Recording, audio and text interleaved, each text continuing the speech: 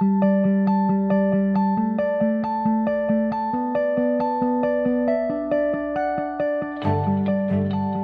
evening, and a very warm welcome to this, the 164th AGM of Ipswich Building Society.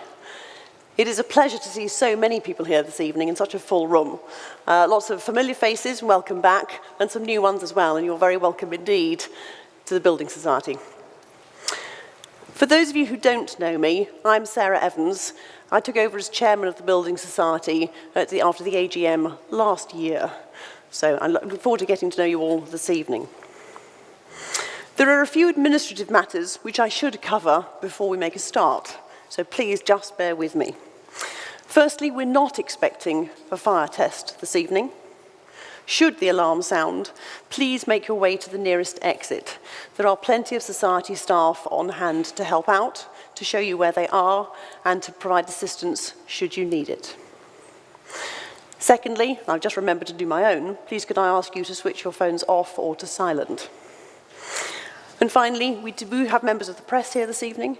We're proposing to take photographs and to record the proceedings for use on our own website. But if anyone would object to that, please could you let us know now. Thank you. Before starting the formal business of the meeting, I should like to welcome our guests. We're joined this evening by Mark Taylor, Simon Clark, and Michael Scrivener from KPMG. So all of the difficult financial questions clearly go to them. And we're also delighted this evening to have our guest, Dame Stephanie Shirley, who will be speaking to us a little later. And I know a number of you are here particularly to hear her, so I'll be as quick as I can. I'll leave the more formal introductions until later. Last but by no means least, I'm so pleased to see here amongst us Mark Sargentson, our former chairman, and Jeremy Bristol, our former deputy chairman. Gentlemen, delighted to see you. So let's move on to the meeting. We've received apologies from Mr. Holmes. On your tables in front of you, you will see a copy of an agenda to try and help us guide us through this evening, and I hope you find that useful. You will see that the agenda includes the usual items of the election of directors, approval and the appointment of the auditors, and of the directors' remuneration report. But this year, we have an additional important item, which is a special resolution to approve amendments to the rules of the Society. I hope that you've had the opportunity to consider the information that was provided with the notice of the AGM on this subject. I will say a few words about each of the resolutions and open the floor up to your questions before I ask you to vote on them if you haven't yet had the opportunity to cast your votes. So let's move on to item 1 on the agenda and turn our focus to the performance of the Society for the year ended the 30th of November 2013. By most measures, 2013 was a very successful year for the Society, notwithstanding the continued uncertainty in the world economy. Total assets of the Society grew from £576 million to £601 million, including mortgage assets, which increased by 4.7% to £485 million. Retail savings balances increased from £524 million to £549 million.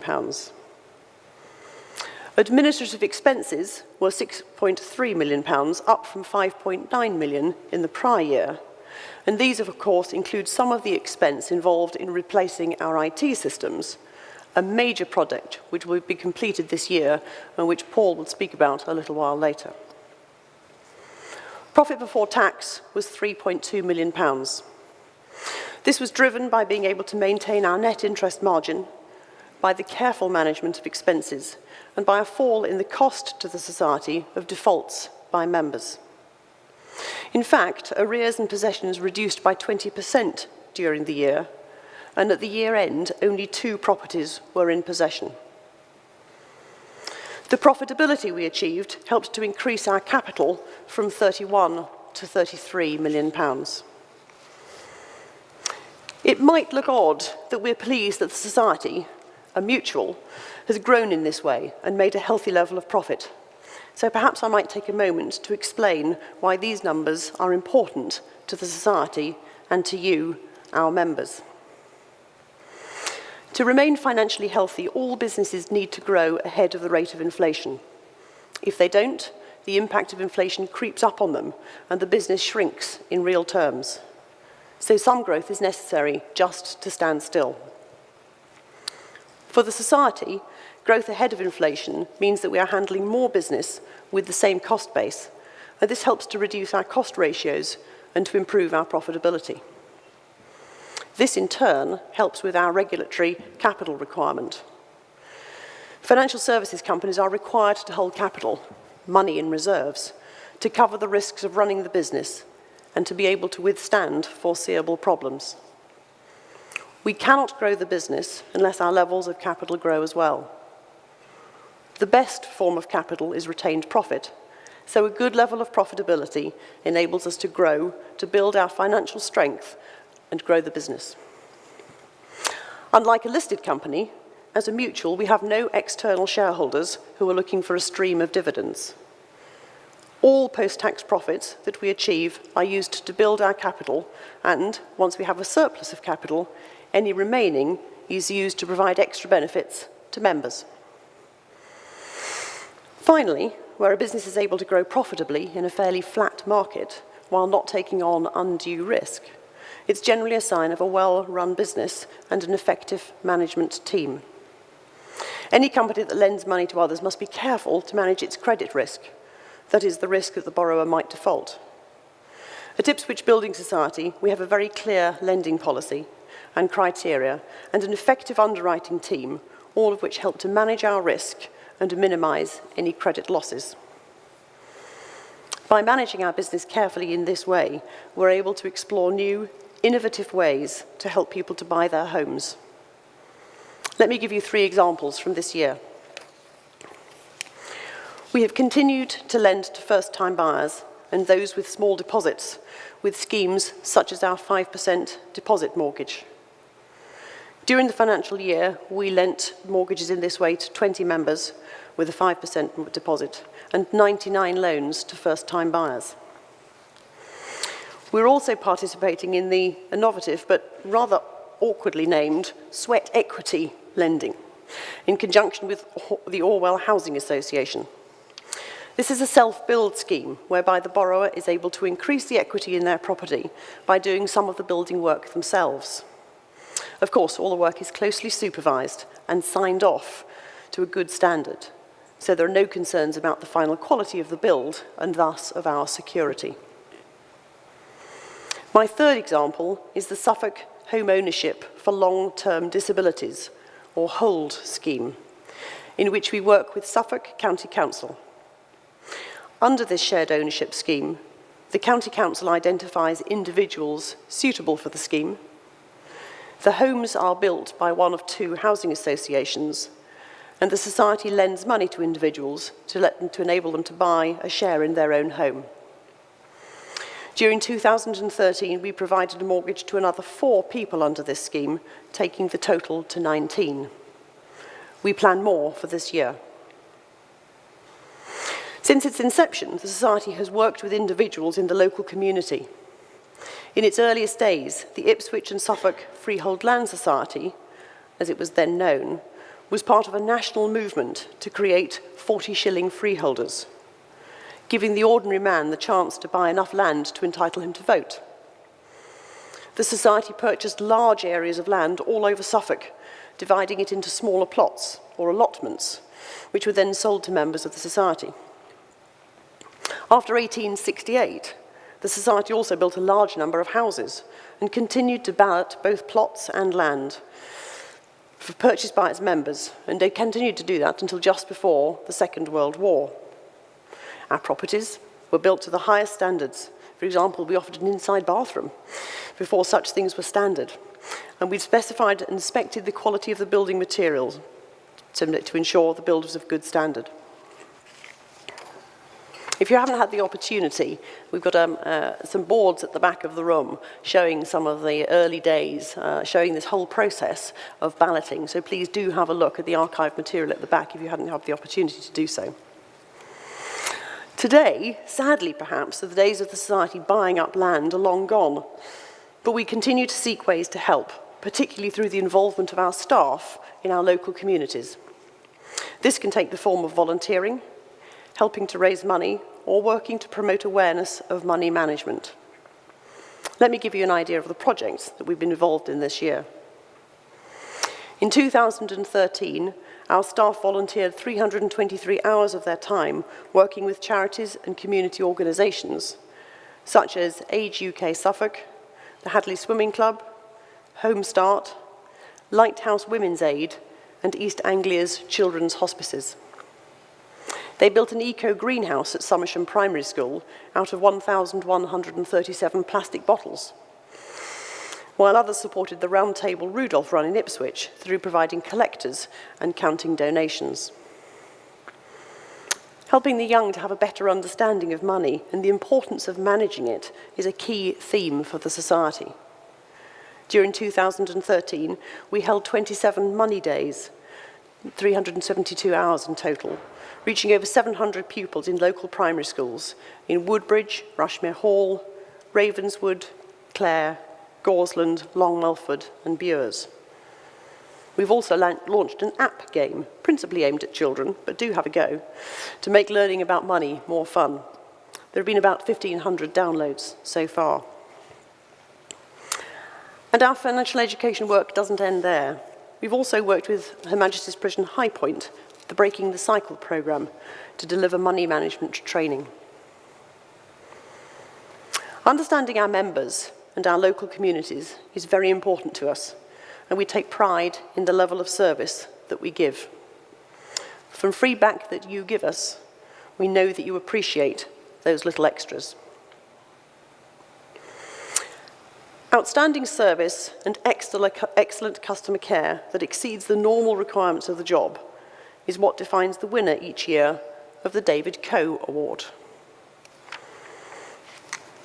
This year's winner has consistently demonstrated a can-do attitude, delivering a first-class customer service and a very thoughtful and positive approach to members.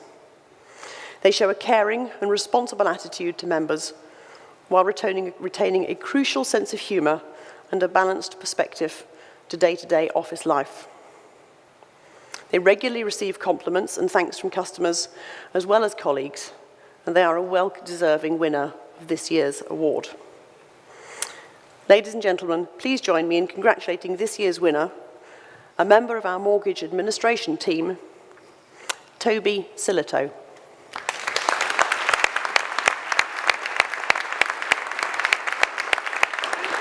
Very congratulations. Oh, absolutely. You have to come up. Very welcome. Many congratulations. It makes all the difference. Thank you very much. So thank you very much indeed.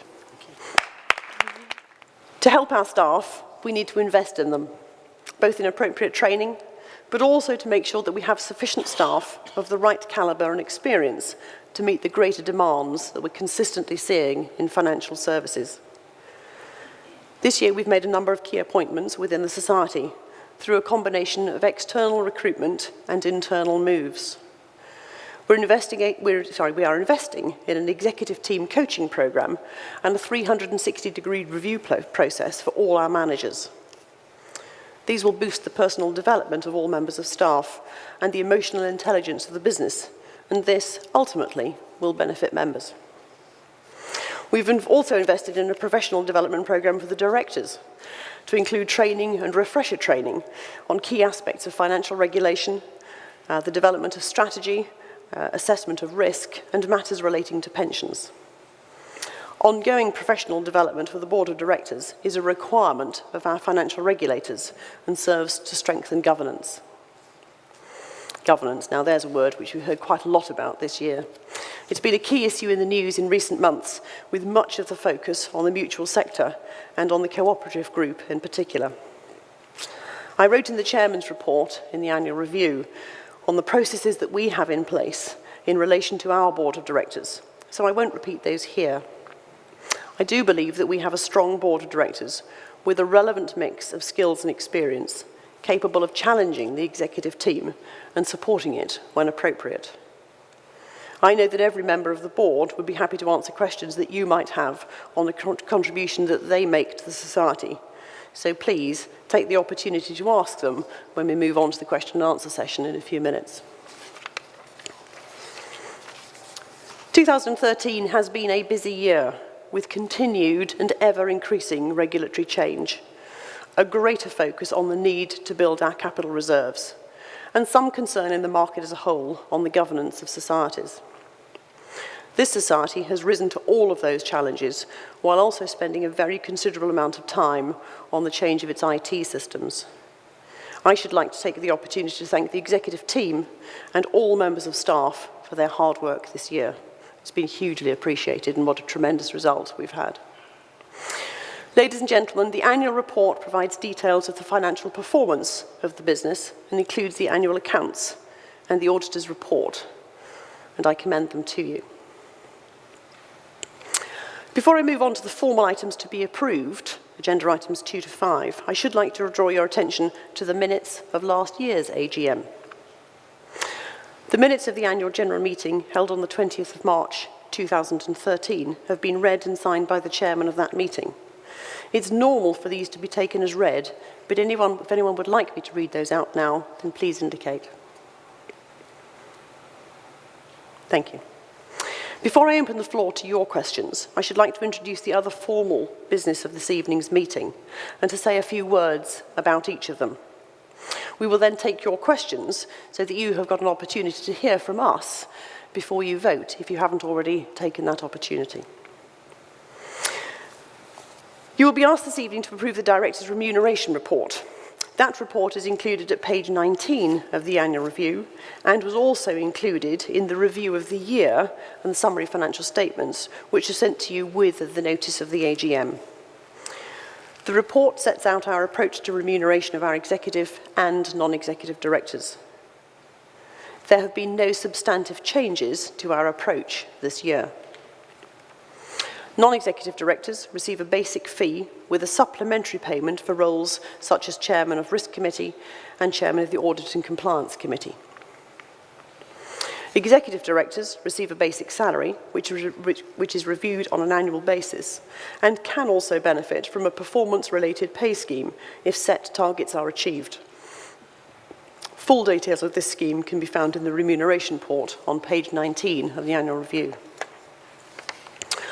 We're not actually required under law to seek your approval for the Director's remuneration report, but we do think that it's in the interests of good governance and transparency that members have their say.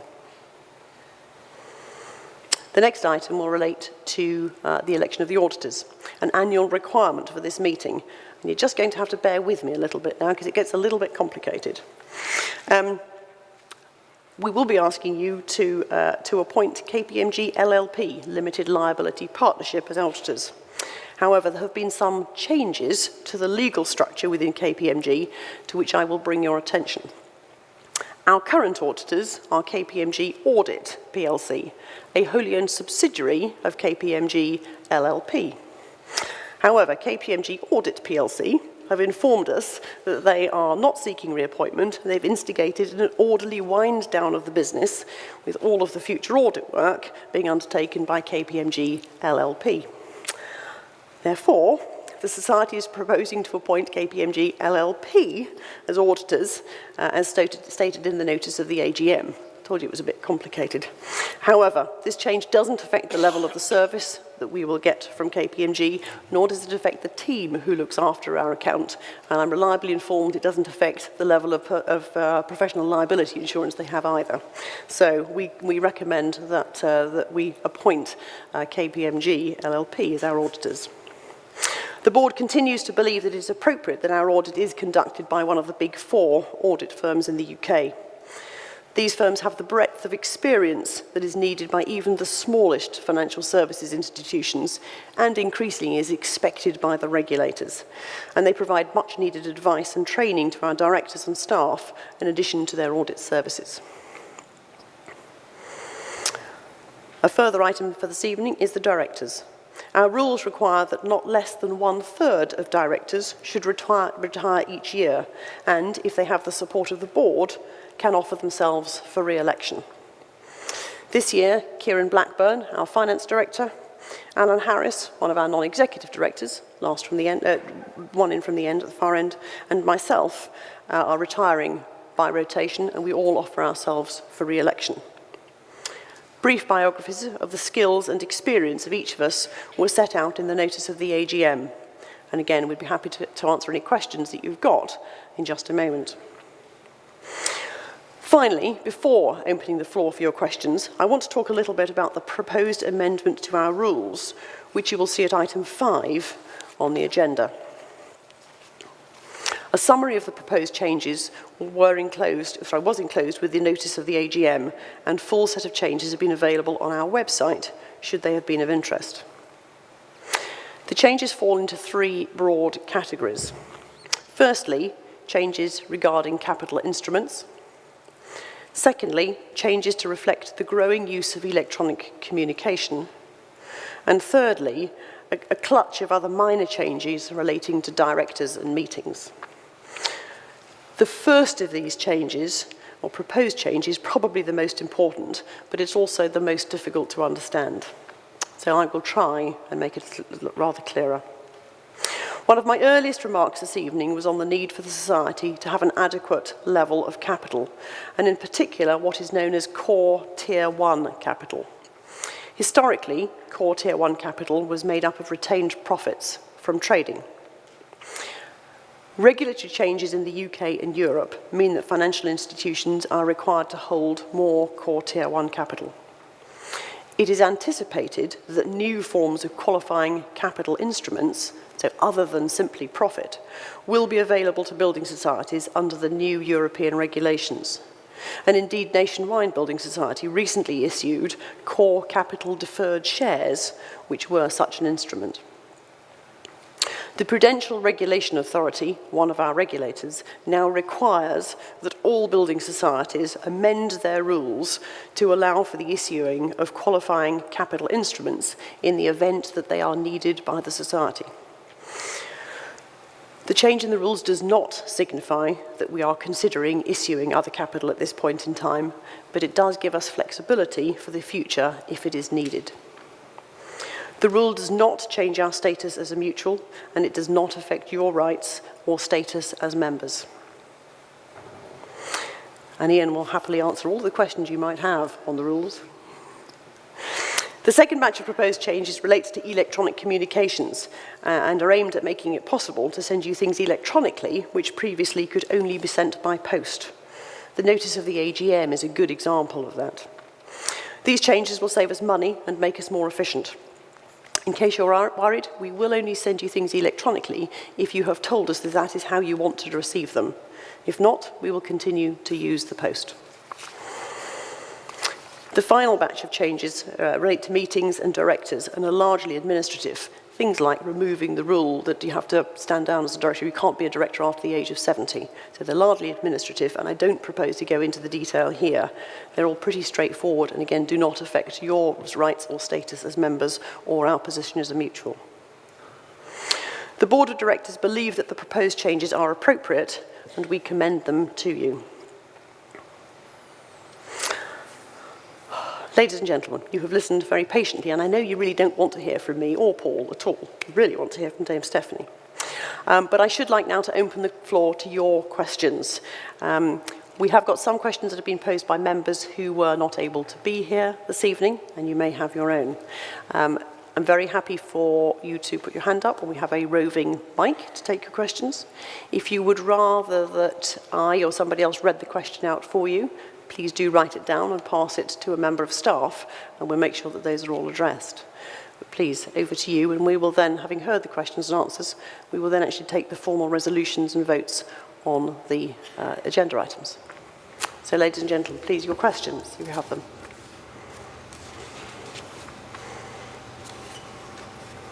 See, I knew you were trying to get rid of us all. Yes, sir. Is there a microphone down here?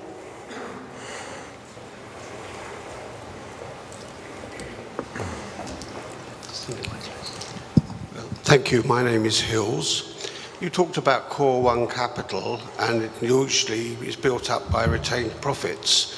and you've indicated there are other ways in the future of doing it. If you did decide as a society to increase it, how would you go about it? This would be a very speculative answer. Probably we would follow a model similar to Nationwide, issuing something like a core capital deferred share, which carries the same voting rights as an individual member, so it's not like an institutional investor, it simply carries one voting right, and has a dividend paid to it when the society is able to pay it. I don't know all of the detail, it's pretty exploratory at the moment. Kieran, I don't know if you've got any more knowledge or detail. But before we go on with the detail, we would only need to do that if the regulator changed the requirements to suddenly need us to have so much more capital that we couldn't generate through our own profit. Our intention very much is to continue to grow slowly but surely, adding to our core Tier 1 capital through retained profits each year. So only if we needed to make a step change in that, which we don't see a need for at the moment, would we need to seek a different type of capital instrument.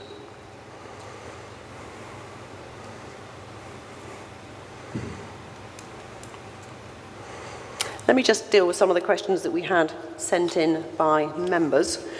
I'm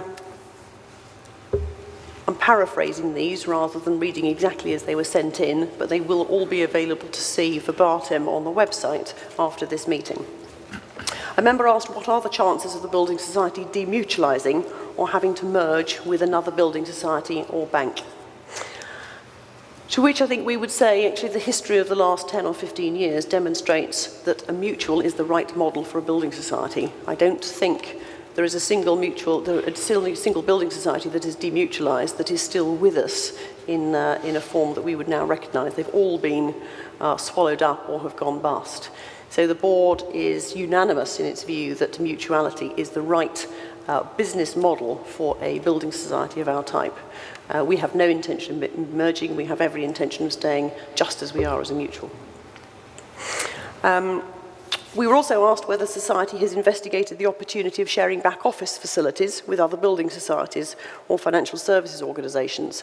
I think Paul's going to talk a little bit about it when his speech, but it is something we are thinking about. It's something that we have done a bit of in relation to our IT project, where we've been collaborating with 2 other building societies and therefore able to be sharing some of the expense of things like external experts and advisors to help deliver that particular project. But Paul's going to elaborate on that then.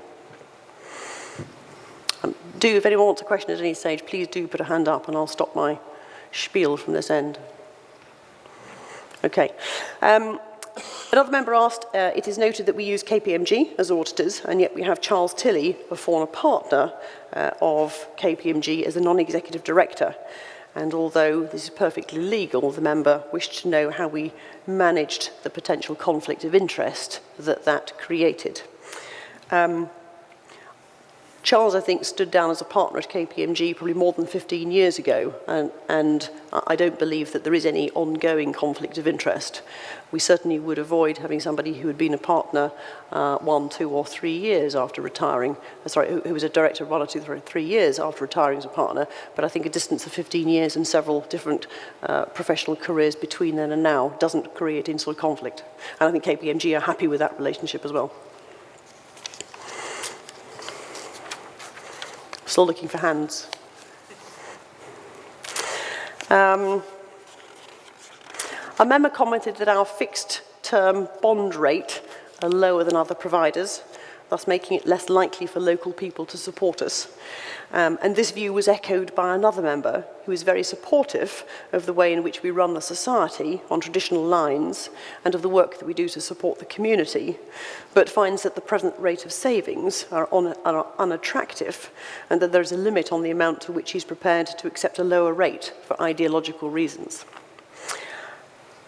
And the board is extremely sympathetic to that. We understand members' concerns in relation to rates offered to savers, and it is a subject, as you might imagine, of much vigorous debate around our executive team meetings and around the board table. Our intention is always to have products available to you, and products available to you through the branch network, rather than having to do them remotely through an email system or by post.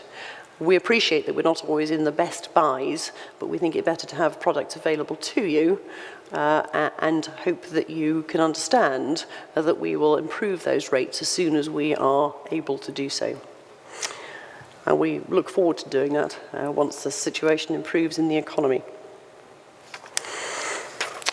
I'm going to hand over to somebody else now to answer a question. Paul, question for you if I can. A member said, I note that the review describes the success so far of the implementation of the new IT system, but I also note that the financial statements mention that you expect the cost of the system to exceed historical costs. Can the board confirm that they are confident that they have a good control of the management and progress of this project? The first point I'd like to make, and I'll cover this later on, is that by working collectively with 3 societies in total, we've been able to utilise greater levels of expertise in project management than we perhaps otherwise would have been able to working on our own. And one of the bits of work that those people are looking at is to make sure that we get good value for money. In addition to that, we do have a regular report both to the executive and to the board of where costs may be varying from the original budget. One of the things that it's become very clear to us is that we've probably got our IT rather cheaper than we should have for a number of years, and investing in modern technology isn't cheap, but we do maintain very tight control over what is being spent, and in the long term we think the efficiency savings that will come from the new system will more than offset that. And let's stay on the subject of IT with a question which says, will the completion of the IT upgrade, will it enable online accounts to be opened in lieu or even as well as cash books? We've been promising this for a little while and we've never quite got over the line. If we hadn't had to change our IT systems in 2013-14, we would have expected by now to have an online savings system. It is very much the key priority for us to deliver once we've got over the line with our main systems, which will be in June of this year. And I am optimistic that this time next year we'll either have the system running or we'll be very close to doing so. And as in previous years, we've had a number of questions about directors' remuneration. So we received 4 questions expressing some concern about the level of fees paid to non-executive directors, with members also querying what the fees are for and wondering whether we could not find volunteer directors who might prepare to take on the role for little or no remuneration. So I'm going to ask Derek Bowden. Thank you, Sarah. I think the days of perhaps sadly, of the local businessman or indeed volunteer being a non-executive director of a financial services company are probably long gone. Today, the financial regulator requires that all directors have the skill set and professional expertise required to exert an appropriate level of governance and indeed control over an organisation. In fact, the regulator meets and now approves the appointment of all new directors. And being a director of such a company brings personal liability, as well as actually potential prosecution if things go wrong. It's not a role which one can take lightly, and indeed it's a professional and quite a difficult job, and therefore probably not suited to volunteers. The level of fees for our non-executive directors need to be set at a level where we can attract the right calibre and the right quality of people in today's environment. This year, the increase to non-executive directors was in line with the overall staff increase. And in addition to sitting on the main board, non-executive directors are members of a seemingly ever-growing number of committees, sometimes created by the regulator, such as the Retail Credit Risk Committee, Conduct Risk Committee, Asset Liability Committee, not to mention the Remuneration Committee. They also attend several other meetings throughout the year with auditors, with the regulators, currently with the IT project, and as mentioned earlier on a professional development programme. So it's no longer a half a day a month job and one suited to volunteers. It is a professional occupation. One member asked us to include details of the director's remuneration report in the summary financial statements which were sent out. In fact, of course, they are in there. Full report is in the annual review, but the summary report is with the notice sent out with the AGM. Any takers? I'll carry on. I'll do 2 more. A member was slightly concerned that we seem to have a fairly small member base relative to the number of inhabitants across Suffolk, and wondered what steps the Society will be taking during 2014 to attract new members, which in turn could build the Society. Paul, I think you've got some details of some of our penetration in some areas. Quite clearly, there are some parts of Suffolk that we don't cover terribly well, and that's one reason why we've opened agencies in places like Mildenhall and Newmarket, so that we increase our penetration there. But in Aldborough, for example, a town that we've had a branch in since, I think, 1984, we effectively now have representation in virtually every household in the town. So there's not a great, much more we could do with regard to penetration. But our thrust, certainly in 2014, will be to try and increase our membership, even if we're not looking at for the highest levels of interest rate, because we do feel that being a member of the Society is not just about having an account. So, and I'll talk a little bit later on about some of the things that we're doing to increase that penetration of members. A member asked if we could change IBS from, so not use IBS as an abbreviation for Ipswich Building Society, because every time you do a Google search you end up with irritable bowel syndrome. And I take their point, but actually the cost of changing everything that goes with it would be out of proportion, I think. So we'll just look through the bowel syndrome and look for the Building Society. If you type in building, you find it anyway. So finally, from the questions posed before the AGM, a member who expressed some appreciation of the level of service from our Saxmundham branch, for which thank you very much, but was concerned by buy-to-let mortgages and was asking us whether we should withdraw altogether from the buy-to-let mortgage market in the long-term interests of the Society and its members, and felt that a public announcement that the Building Society has no interest in the buy-to-let market would be morally defensible and could attract new members. We've got some fairly strong views on this. Paul, do you want to answer it? Buy-to-let's a key part now of the UK housing market and mortgage market. There are lots of people who, for a variety of reasons, very often because they're having to move regularly for their jobs and to find work if their existing job ends, that it doesn't make sense for them to go through the expense of buying a house when they may be moving on a few months or a year or so later. So we think buy-to-let is an important part of the market. It also helps those people who perhaps can't afford to buy. The UK has got rather obsessed, I think, probably overly obsessed, with getting everyone to be a homeowner, and we're seeing a bit of a rebalancing of that at the moment. So we do think buy-to-let is an important part of the market, but we also think the work we do with housing associations is also critical. So the work that you mentioned earlier, Sarah, that we do with Orwell Housing Association and one or two others. But I think the important point to make is that the amount of buy-to-let lending we can do is very strictly controlled by the regulator. So we couldn't do all our lending on buy-to-let. We can only do a relatively small proportion. So if anyone does believe that there are problems with buy-to-let, that we limit the exposure there. Ladies and gentlemen, if there are no more questions, I will close that part of the meeting and move on to the formal resolutions and ask you to vote if you haven't already done so. There should be voting slips available to you. So item 1 is to receive the report of the directors, the annual accounts and the auditor's report. And I propose that the director's report, annual accounts and the auditor's report are received. Apparently I don't need a seconder for that proposal. The others I do. So item 2 is to approve the director's remuneration report. And I propose that the director's remuneration report is approved. Please could I have a seconder? Thank you very much. Item 3 is to appoint KPMG LLP as auditor. And I propose that the Society appoints KPMG LLP as auditor. Please could I have a seconder? Thank you. Item 4 relates to the election of directors, and I propose that Kieran Blackburn, Alan Harris, and myself, Sarah Evans, are re-elected. Please could I have a seconder? Thank you very much. And finally, item 5 relates to the rules. And I propose that we amend the rules of the Society on the terms which have been notified to members. And please, could I have a seconder? Thank you very much.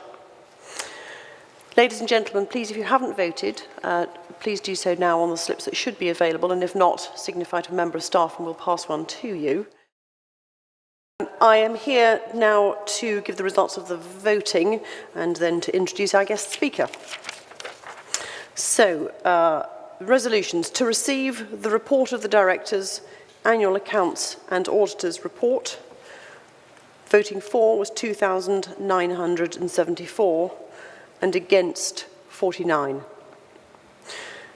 To approve the directors' remuneration report, for was 2,665 and against is 308. And to appoint KPMG LLP as auditors, for is 2,873 and against is 132. And on the election of directors, to re-elect Elizabeth Sarah Evans, for is 2,931 and against was 143. To re-elect Kieran Francis Blackburn, for was 2,916 and against was 149. And to re-elect Alan Harris, for is 2,891 and against is 170. And finally, the special resolution to approve the amendment to the Society's rules, for is 2,766 and against is 134. So I declare, thank you for all those votes, and I declare Messrs Blackburn and Harris and myself, Sarah Evans, duly re-elected as directors. All of the results of those votes will be on the website from tomorrow. So, ladies and gentlemen, thank you so much. That is the formal part of the evening concluded, but it remains for me to formally close the meeting. Thank you all so much for coming this evening. It is a pleasure to see this room so full.